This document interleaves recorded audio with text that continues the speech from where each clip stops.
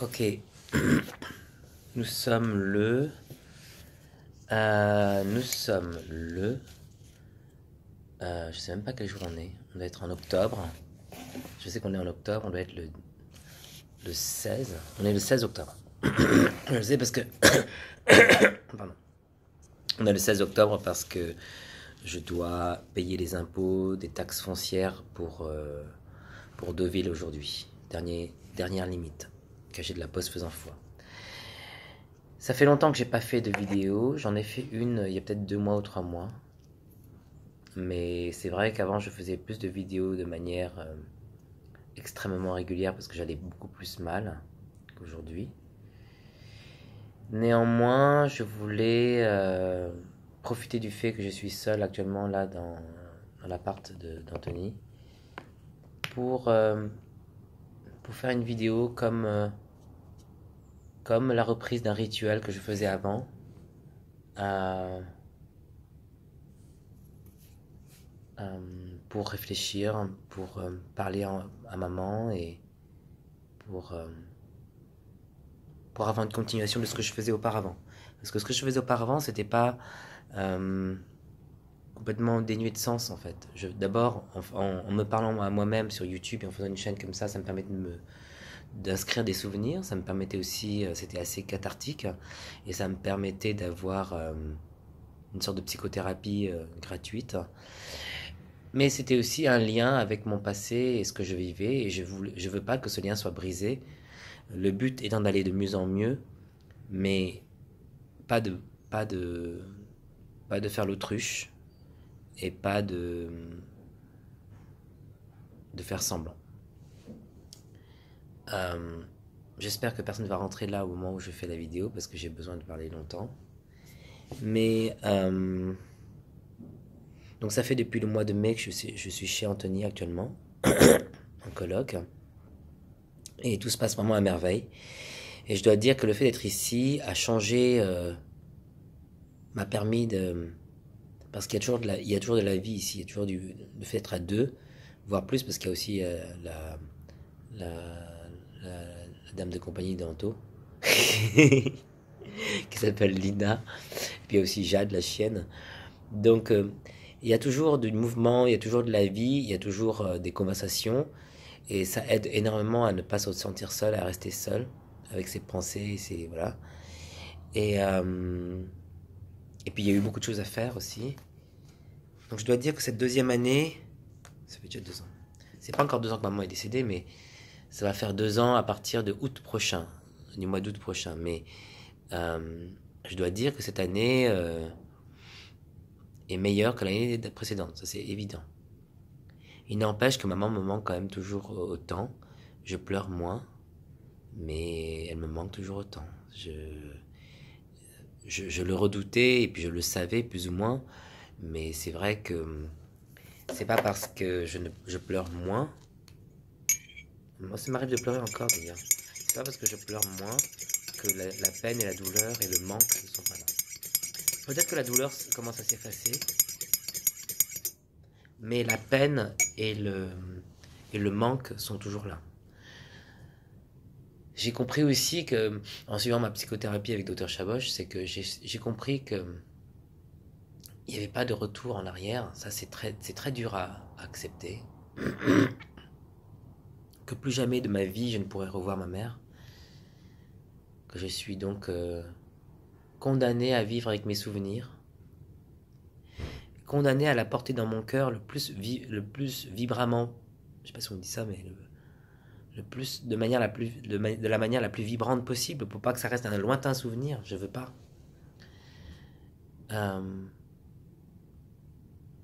et je dois aller de l'avant pour donner un sens à l'éducation qu'elle m'a donnée.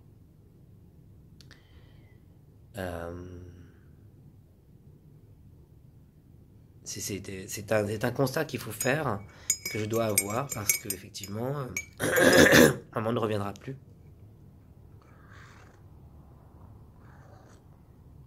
Que je le veuille ou non. Tout ce que je peux faire de peur de la perdre une deuxième fois. En fait, je l'ai perdu. Et si je l'oublie, et si j'oublie les adorables et les incroyables bons moments que j'avais avec elle, ou si je les oublie trop, ou si je ne m'y réfère pas assez, c'est comme si je la perdais une deuxième fois. Ces moments merveilleux que j'ai passés avec ma mère, avec maman, c'est constitutif de qui je suis, c'est constitutif de ma personnalité, c'est c'est le bonheur, c'est ce qui fait que j'arrive à sourire tous les jours. Donc je ne veux pas que ce lien soit cassé là. Comment je parle moi. Je veux pas que ce lien, je veux pas que ce lien soit cassé là. C'est africain. Non, je veux pas que ce lien soit cassé. Donc je vais avoir une relation très solitaire avec ma mère, où je me confie à elle à travers ce médium. Et je vais essayer de faire ma famille envers et contre tout. J'allais dire envers et contre tous, parce que beaucoup de gens ne veulent pas. Mais d'une façon ou d'une autre, à tâtons, je vais essayer d'arriver là où je veux aller.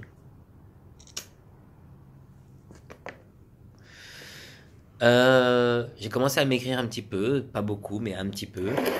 Euh, Là, je me suis pesé, j'ai fait 60,8 kilos. C'est pas mal. Ça fait quand même depuis longtemps que je voulais maigrir. Donc, je vais continuer sur la bonne voie pour descendre à 58, puis après 55, etc. Ça me semble plus proche du réalisable maintenant. À condition de ne pas trop manger, ne pas trop boire, etc.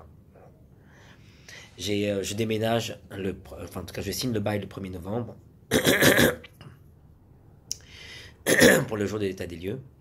Et je vais faire des travaux de peinture et tout ça, rue Monge. Et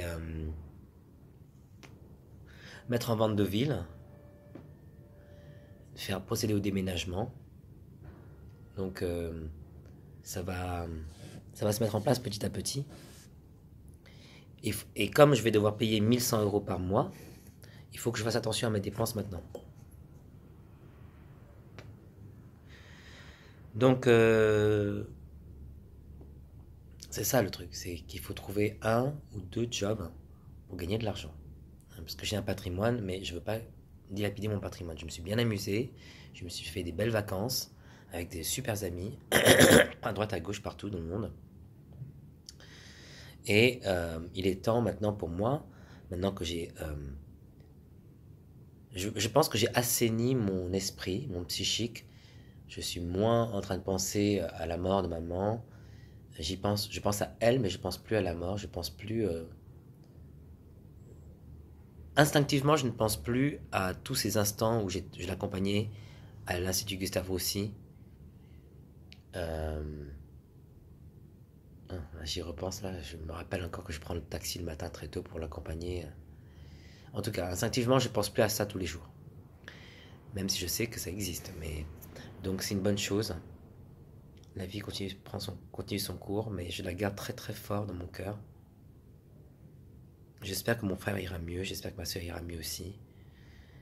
Et, euh, et maintenant, il faut que je m'occupe de moi parce que ma vie personnelle et ma vie professionnelle, c'est moi qui peut en décider. Je dois le faire avec honnêteté, force, courage et conviction et aussi persévérance. Parce que ça ne sera pas forcément facile. Et j'espère un jour, d'ici 10 ans, avoir des enfants. Mais bon, voilà. Pour l'instant, je vais emménager. Et une nouvelle vie va commencer encore. Je suis vraiment né sous le signe du changement perpétuel. Mais j'arrive à garder le moral parce que je sais que c'est comme ça qu'il faut faire. Que je suis bien entouré par mes amis, par ma famille aussi. Et que j'ai été gâté par maman, par l'amour qu'elle nous a donné, qu'elle m'a donné à moi en particulier.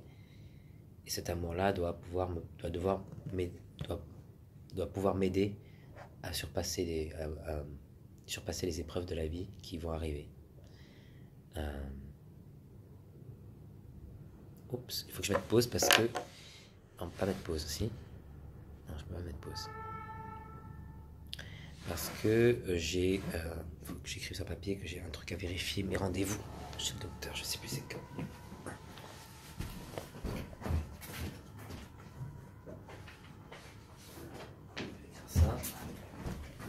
tout. Rendez-vous chez le docteur.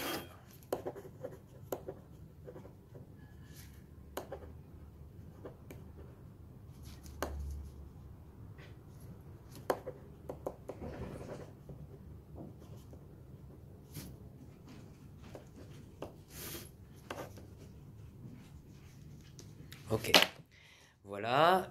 J'ai plein de projets à mettre en place. Mes blogs. Et ça, c'est très important. Euh,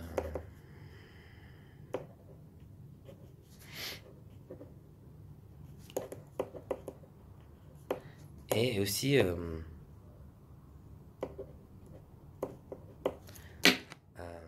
apprendre à conduire, refaire mes dents, parce que j'ai les moyens de faire les dents, donc il faut que je les fasse.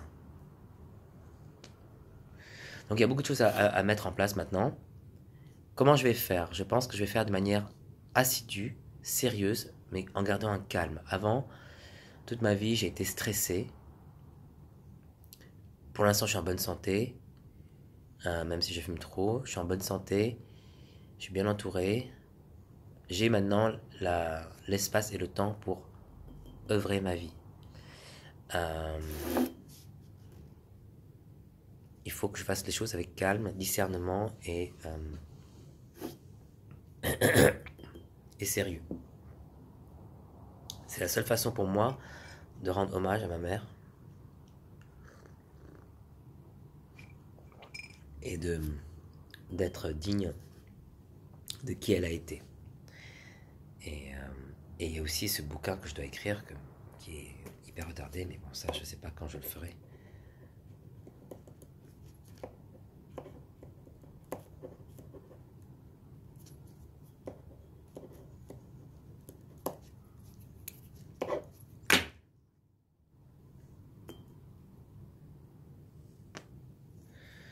Je rentre pas trop en détail aujourd'hui, c'est bizarre. Pourtant, j'ai plein de trucs à dire, mais je suis dans une période de réflexion, en fait. Et, euh, et quand même, je reviens sur ça. Euh, Maman me manque beaucoup, en fait. Ce qui me manque, c'est de pouvoir... ce qui me manque, c'est de pouvoir l'embrasser, de pouvoir lui parler, de pouvoir cuisiner avec elle, de pouvoir partager des moments.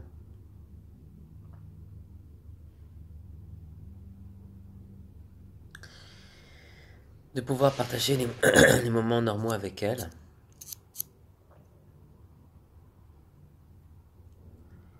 Euh,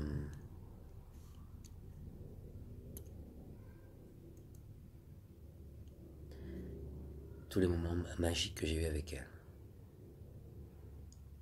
Ça fait longtemps que j'ai pas réécouté ces enregistrements d'ailleurs.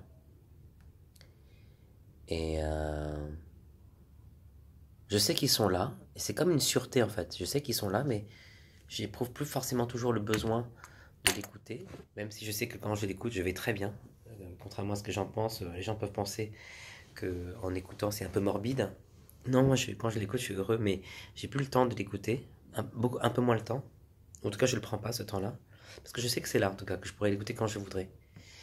Et puis, mais par contre, je me rappelle maintenant, là, à l'instant précis, que je parle énormément d'elle, puisque depuis 2 ans, quand je prends le Uber, je parle à tous les conducteurs de, de ma vie avec maman, de la souffrance que j'ai eue après son décès, de tout le bonheur que j'ai eu à la voir auprès de moi et tout.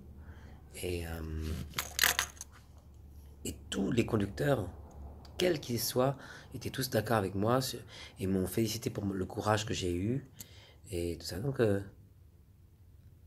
je me sens bien, quoi. C'est pas comme si je l'avais oublié, en fait.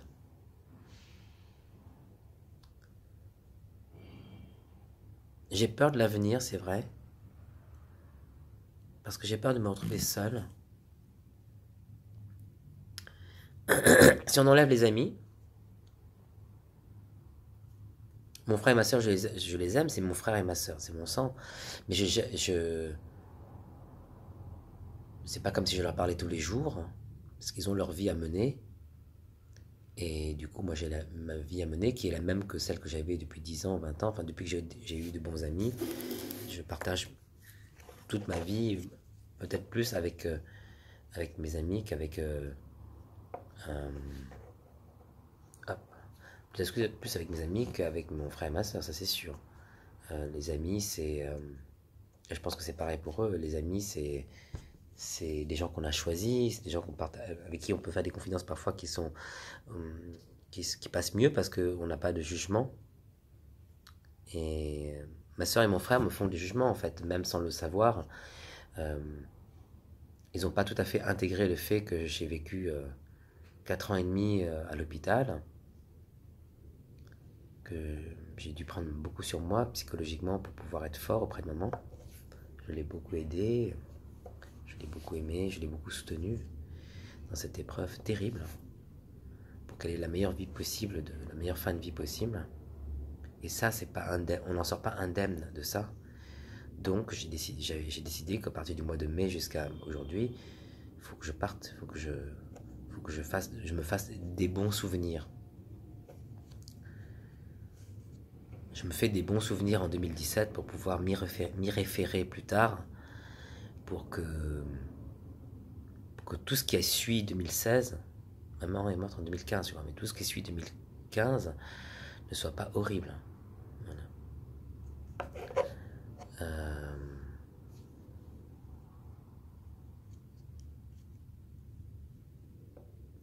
donc voilà, en tout cas, les choses suivent leur cours, et j'ai plus qu'à mettre en place calmement, j'allais dire même silencieusement, calmement, enfin voilà, être zen et faire ce que j'ai à faire en étant courageux et en étant, comment dire, sérieux. Voilà. Je pense que maman doit me voir de là-haut et puis je vais je vais lui prouver que je vais m'en sortir. Et j'ai vraiment hâte d'avoir réussi professionnellement et personnellement pour atteindre une nouvelle étape du bonheur et reconstruire un foyer que j'ai perdu. Voilà. Qui sera mon foyer à moi. Bon, sur ce, voilà, je crois que j'ai dit à peu près tout ce que je voulais dire. Je pourrais rentrer en détail dans plein de choses, euh, mais pour l'instant ça va. Je me dis que parfois je me dis que maman est avec Whitney Houston et il y a plein de gens comme ça, comme Michael Jackson et Whitney Houston, qu'on ne pensait pas qu'ils allaient partir et ils sont partis quand même. Et maman est avec eux. Donc, ça aurait été plus difficile si après son décès, il n'y ait pas eu qu'il n'y ait pas eu des décès importants comme ça, autres. Et même parfois, j'ai remarqué qu'après son décès, il y avait certains lieux qui étaient constitutifs et complètement emblématiques de mon enfance qui ont disparu aussi. La librairie du Buisson dans le 16e a fermé ses portes. Le petit boui-boui Christelle où on allait manger tout le temps avec maman, tous les deux, eh ben, a disparu aussi. Voilà, on mangeait un pho là-bas et ça a disparu aussi. Et ça, mine de rien, en fait, ça m'aide à comprendre que les choses de la vie sont telles qu'elles sont, qu'on ne peut pas toujours tout avoir, et que, en dehors du fait qu'elle était malade et qu'elle avait un cancer, euh, au moins en tout cas, euh, elle a une vie quand même assez magnifique, plein de surprises, malheureusement beaucoup de stress, mais une vie très digne Et c'était une femme aimante, d'une très grande bonté. Et puis, moi je reviens toujours sur ce point-là, mais maman elle avait une classe euh, inhérente. Elle était vraiment... et j'essaie de prendre... d'avoir... J'oublie parfois, mais j'essaie d'être comme elle, en fait, beaucoup par mimétisme, et puis parce que c'est le modèle que j'ai aimé le plus dans ma vie. Donc, j'essaie de... Et je continuerai à essayer d'être